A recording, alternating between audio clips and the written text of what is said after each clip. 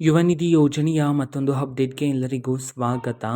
ನಾನು ನಿಮ್ಮ ಪ್ರೀತಿಯ ಶಿವು. ಇವತ್ತಿನ ಒಂದು ವಿಡಿಯೋದಲ್ಲಿ ಯುವ ನಿಧಿ ಯೋಜನೆಯ ಫೆಬ್ರವರಿ ತಿಂಗಳಿನ ಹಣಕ್ಕೆ ಸಂಬಂಧಪಟ್ಟಂತೆ ಈಗ ಒಂದು ಇಂಪಾರ್ಟೆಂಟ್ ಇನ್ಫಾರ್ಮೇಷನ್ ಆದರೆ ಬಂದಿದೆ. ಸೊ ಬನ್ನಿ ಅದರ ಬಗ್ಗೆ ನಾವು ಈ ವಿಡಿಯೋದಲ್ಲಿ ಮಾಹಿತಿಯನ್ನು ತಿಳ್ಕೊತಾ ಹೋಗೋಣ. ವಿಡಿಯೋವನ್ನು ಸ್ಟಾರ್ಟ್ ಮಾಡ್ತೀನಿ. ಅದಕ್ಕಿಂತ ಮೊದಲು ನೀವಿನ್ನೂ ನಮ್ಮ ಚಾನೆಲ್ಗೆ ಸಬ್ಸ್ಕ್ರೈಬ್ ಮಾಡದೇ ಇದ್ದರೆ ಈ ಕೂಡಲೇ ಚಾನೆಲ್ಗೆ ಸಬ್ಸ್ಕ್ರೈಬ್ ಮಾಡ್ಕೊಳ್ಳಿ ಮತ್ತು ಲೈಕ್ ಮಾಡಿ.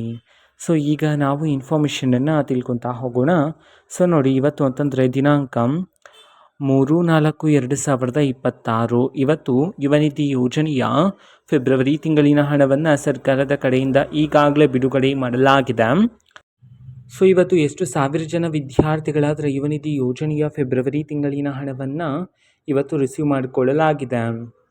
ಈ ಒಂದು ಮಾಹಿತಿಯನ್ನು ನಾವು ತಿಳ್ಕೊಳೋದಾದರೆ, ಇವತ್ತು ಕರ್ನಾಟಕದಲ್ಲಿರ್ತಕ್ಕಂತಹ ವಿದ್ಯಾರ್ಥಿಗಳಲ್ಲಿ 2,000ರಿಂದ 2,800 ವಿದ್ಯಾರ್ಥಿಗಳಾದರೆ ಇವತ್ತು ಯುವ ನಿಧಿ ಯೋಜನೆಯ ಫೆಬ್ರವರಿ ತಿಂಗಳಿನ ಹಣವನ್ನು ರಿಸೀವ್ ಮಾಡಿಕೊಳ್ಳಲಾಗಿದೆ ಅಂತ ಹೇಳಿ ಈಗ ಮಾಹಿತಿಯನ್ನು ತಿಳಿಸಿರ್ತಕ್ಕಂಥದ್ದು.